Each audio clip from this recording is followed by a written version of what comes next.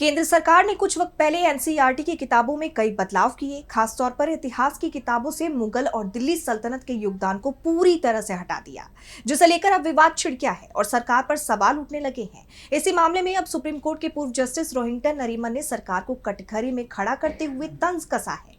तो क्या है पूरी खबर, जानेंगे इस रिपोर्ट में। केंद्र सरकार की ओर से एनसीईआरटी की नई किताबों में किए गए बदलाव पर लगातार सवाल उठ रहे हैं और अब सुप्रीम कोर्ट के पूर्व जज ने भी सरकार पर इतिहास को मिटाने की कोशिश बताया है। जस्टिस रोहिंटन नरीमन ने सरकार पर तीखा वार करते हुए कहा कि बच्चों के सामने इतिहास की सच्चाई को तोड़ मरोड़ कर रखा जा रहा है।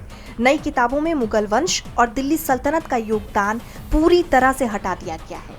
अकबर को केवल एक अत्याचारी और जनसंहार करने वाला शासक बताया गया है। अगर बच्चों को ऐसा इतिहास पढ़ाया जाएगा तो आने वाली पीढ़ियां सच्चाई से दूर और राजनीतिक एजेंडे के करीब हो जाएंगी।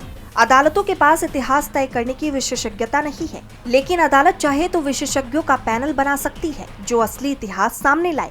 जब भाईचारे और एकता की बात की जाती है तो इतिहास से बड़े उदाहरण हटाना समाज के लिए खतरनाक है।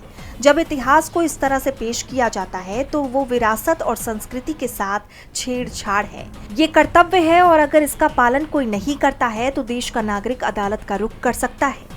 पूर्व जस्टिस नरीमन की ये टिप्पणी सीधा सीधा सवाल खड़ा कर रही है कि क्या केंद्र सरकार इतिहास को बचा रही है या फिर मिटा रही है।